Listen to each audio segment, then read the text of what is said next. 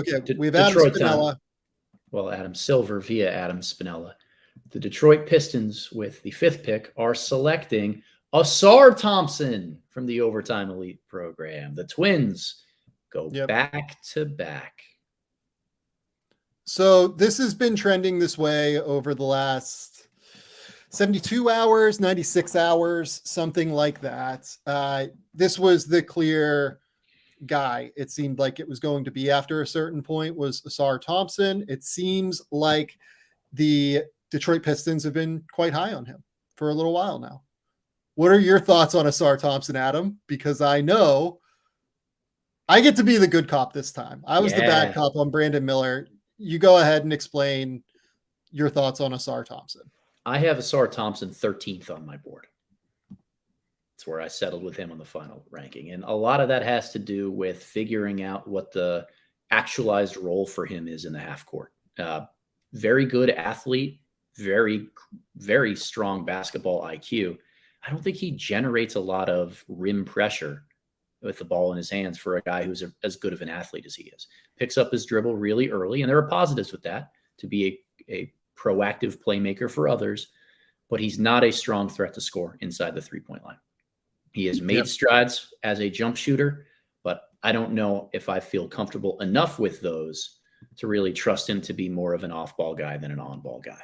In Detroit particularly, I'm fascinated to see how Ausar, Cade Cunningham, and Jaden Ivey all fit together, because I think that Cade Cunningham is the best player of the group, and he is a guy you want to surround with more floor spacing than with other dynamic athletes, slashers.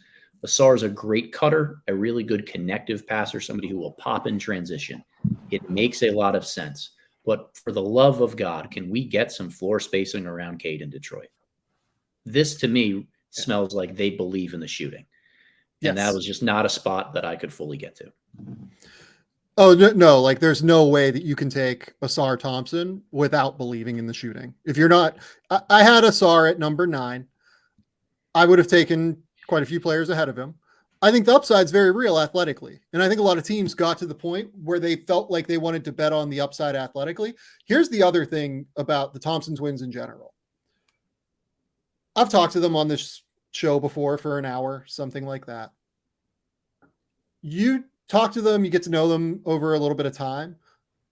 Unbelievable kids. Like the exact kind of human beings that you want to bet on across the board. They're mature, they're polished, they're engaging. They really connect with you during the time that you're with them.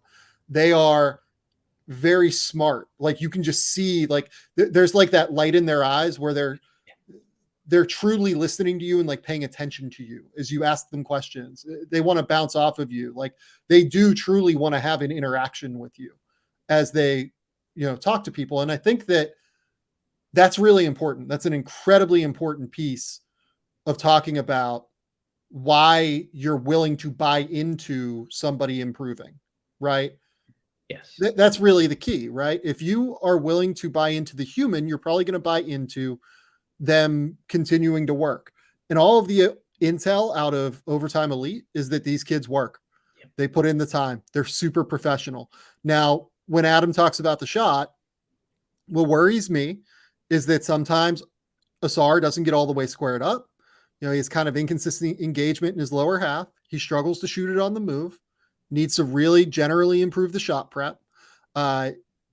He looks like a guy that has generally lived his life as a driver, right? And that's always been his first goal. I think Ausar's shooting is much further ahead of where Amenza is. But now you have a core of Cade, Ivy, Ausar, Jalen Duren. And oh, by the way, the 5th guy that they really like there is Isaiah Stewart. The Athletics' James Edwards continues to report that they're going to try and offer Isaiah Stewart an extension. So I'm fascinated by the fit. I don't know if that's the best idea long-term, frankly. I don't.